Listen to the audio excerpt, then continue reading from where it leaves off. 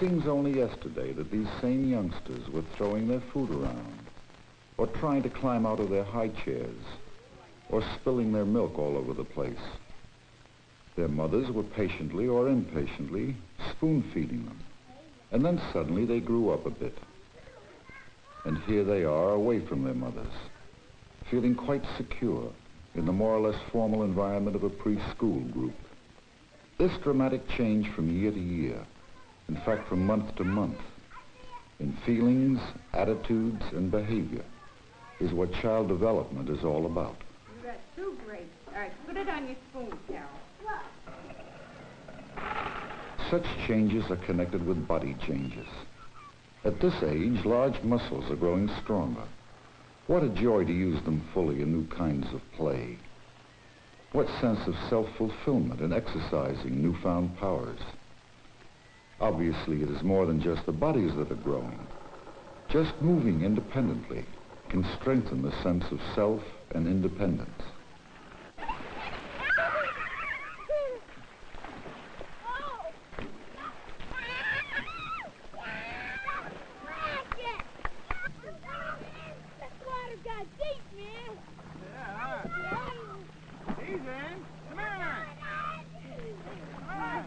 This is play, to be sure, but looked at with insight, it is growth and development we are watching.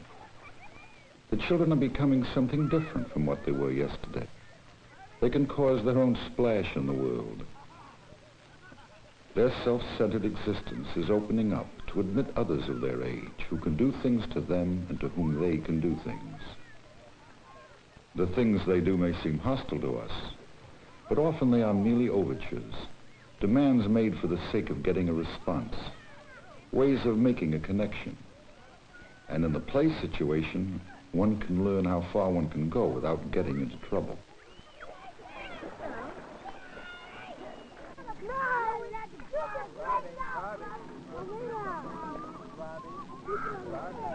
Much of the initial interchange at this age is physical. Hands and bodies are our first tools of communication, and so are simpler to use and understand. It's all give and take, this free play. It's fun to give, to pour water. It's fun to take, a nice cool bath on a hot day. But it's still more fun to connect or relate to other people. That's what these youngsters are practicing with their buckets and hoses.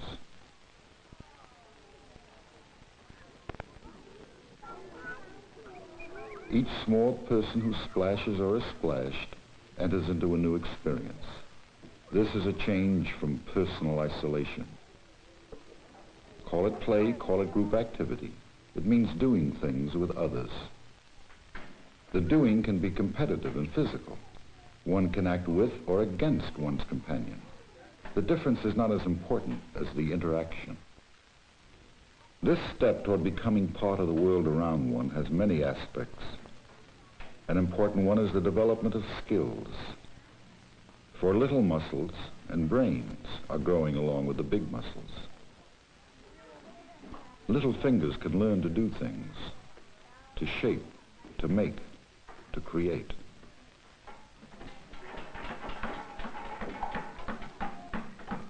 And when there is production, there are other people to watch, to help, to advise. For creative action is interesting and reassuring. We make a lot of our friends while doing the same thing they're doing. We have common problems. We learn from one another. We help one another. It's a way of making us feel we belong to a group. We share an experience together and gradually learn to share things. Not an easy lesson to learn. At first, it is easier to socialize in pairs, usually of the same sex.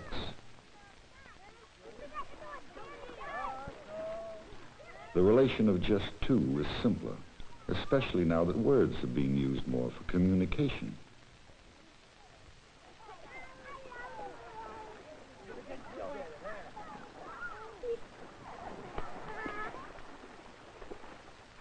These two are together in the midst of the crowd. They can separate in space and still be together. Words are being used by this pair too, but they are reinforced by a curious ritual of physical caresses and insults. The two boys have devised an elaborate initiation ceremony with wet sand as a substitute for less acceptable dirt. This is their technique for making friends and working out feelings.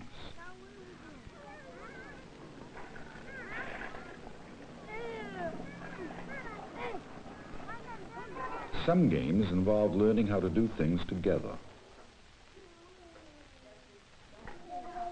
Sometimes it is helpful to destroy first and then rebuild. Unbuilding, it might be called. This is truly a joint project. There's room for everybody to take a hand, to do a part of the job, to contribute. That's the real secret of belonging. Contributing and receiving something from the group effort.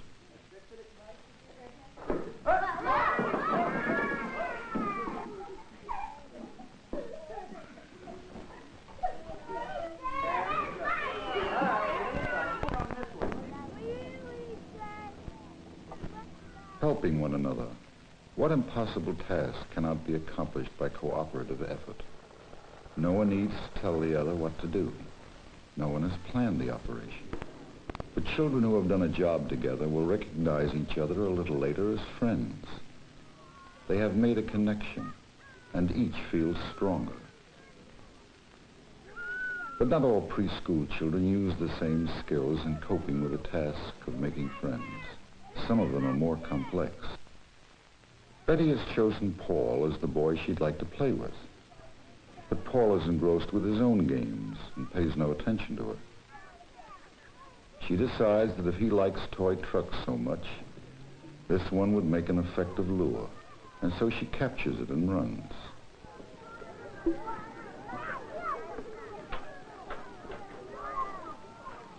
While he gives chase, she is happy. She has his attention and is in control.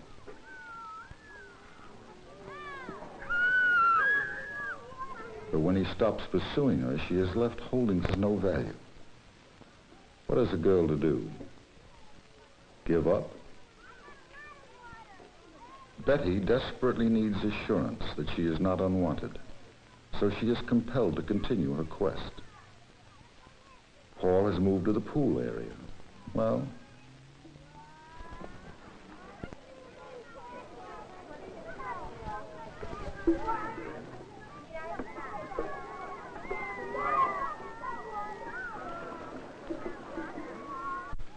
and it's all in play.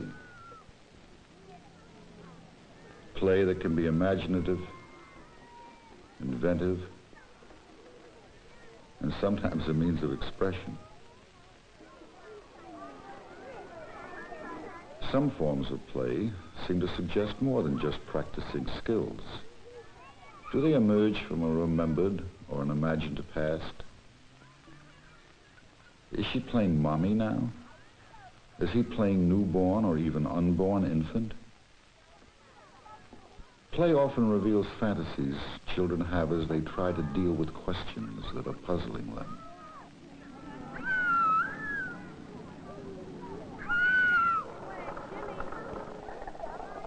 Some children do not seem to be ready to make friends. This can be a danger sign, suggesting hidden fears of non-existent threats. Or it can simply indicate a need for quiet, a time for meditation, or even dreaming. Certainly, the child who persists in seeking solitude bears careful observation. The clue to the meaning of the self-imposed aloneness is whether or not the child himself seems upset. Some of us are better mixers than others, but we all have our own timetable. Sometimes it's important just to get off by oneself. As when we have work to do. The ability to lose oneself in productive activity is a strength, even though it suggests being oblivious of the noisy children all around. The world can sometimes be peopled more satisfactorily by one's own imagination, or the imagination of writers and artists.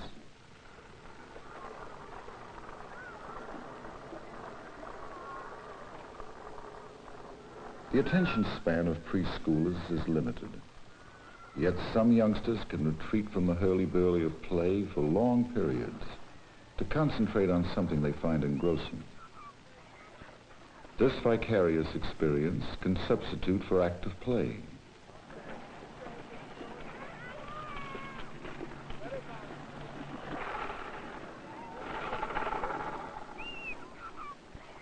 The girls seem able to relax, enjoying themselves alone or in company. How close the friendship seems when it grows out of such tranquil moments of togetherness.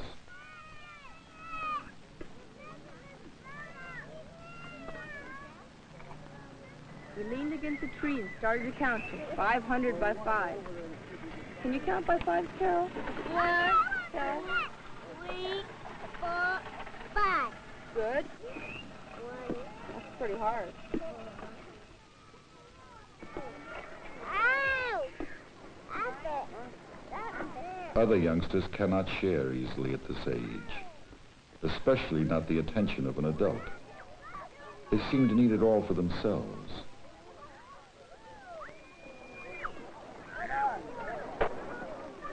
Temporarily, they have a sense of control over the needed person.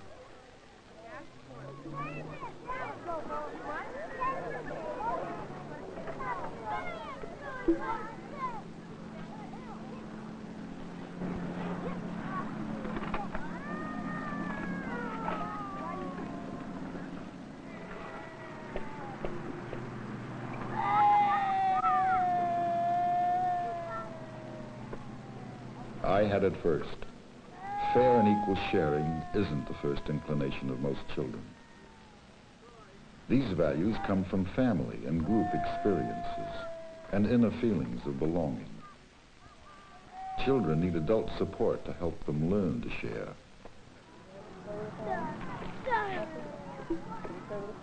Then we'll play with it later, okay? Did you have it?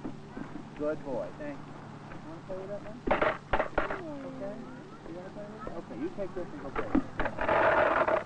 Pull your car. Pull your car. Thank you, Russ. You're a good boy, okay? Good boy. You're a good boy. Okay, you go play. You gonna have a race? Is the race started? Okay, go ahead.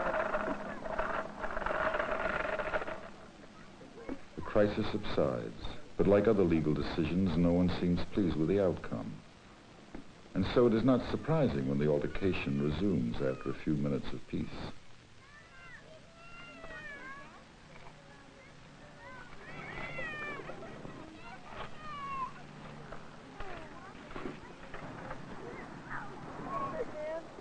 Make a trade?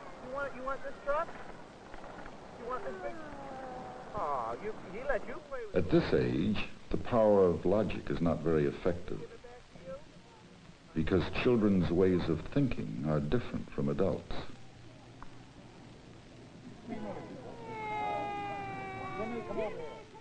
One would think that a crying child is concerned principally with his pain, but no. This one is more interested in being believed. Having his aggressor identified is more important than balm for his wounds.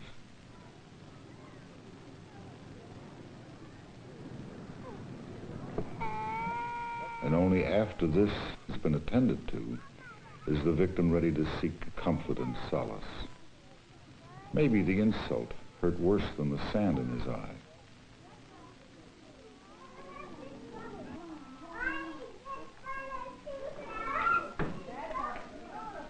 Often the social behavior of children is extremely complex and difficult to understand. Robert first tries to bother Nancy, but fails.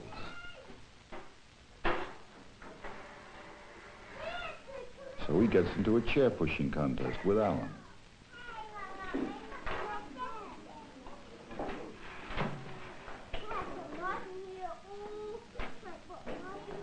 But Alan isn't having any of him either. So Robert is left without the reaction that he seems to need.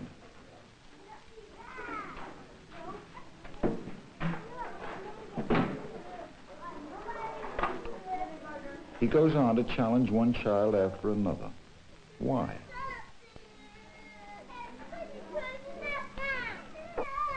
What is he looking for?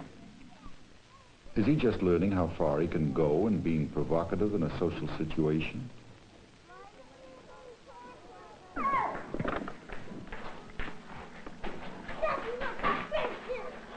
Why does he keep checking up to see if the teacher is watching?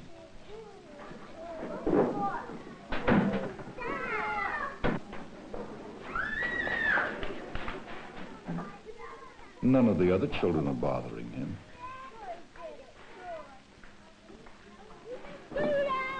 And he seems to get no satisfaction out of bothering them, even when they cry.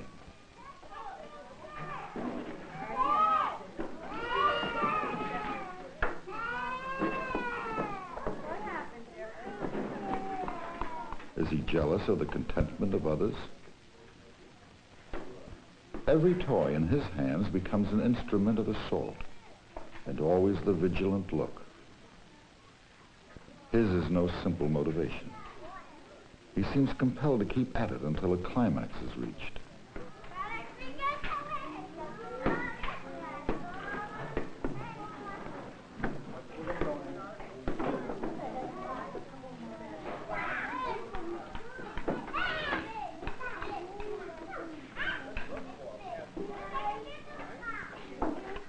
And now, finally, success, a major catastrophe, the climax. But Robert is still waiting for something. Is it a punishment long feared, but also needed as a show of his power over his environment?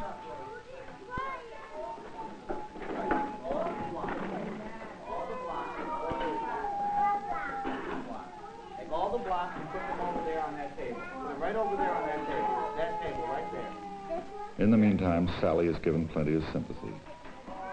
Children often come running to the rescue when there's trouble. Sometimes they just stand and look.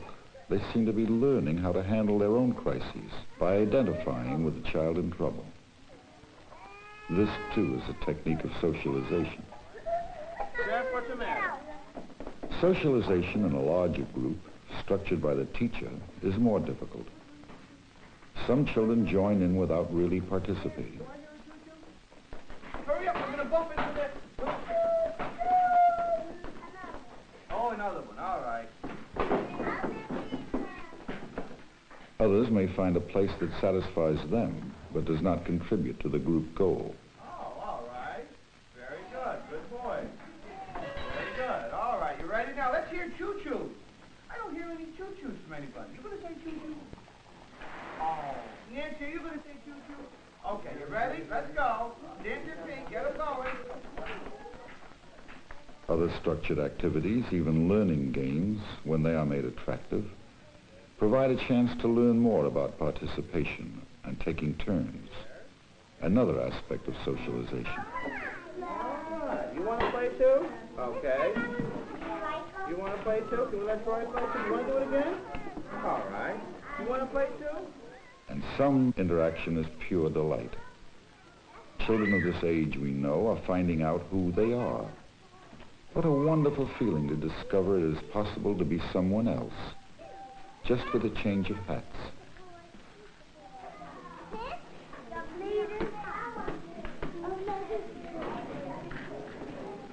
What makes you want to sing and dance just because you're wearing a costume?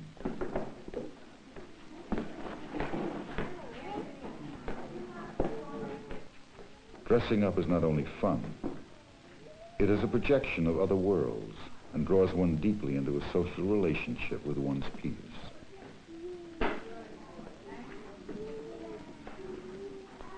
Very nice. Who is the strange person in the mirror?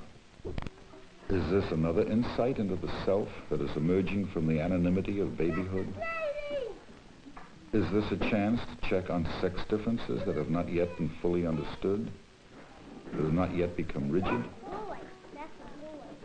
All these subjects are fascinating to a preschooler.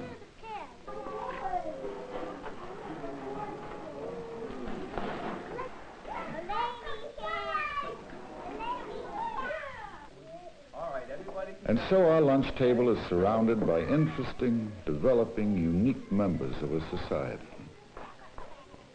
The thing most wonderful about them, and the hardest to see at a fleeting glance, is the changing process itself. But as they eat together, or talk together, or play together, they sometimes reveal the distance they have come from infancy. And sometimes they give us a glimpse of where they will be tomorrow. For the development of a healthy child is a continuous happening. Today they join the group. Tomorrow they will interact with it. Nothing in the process is static. A child cannot stop developing.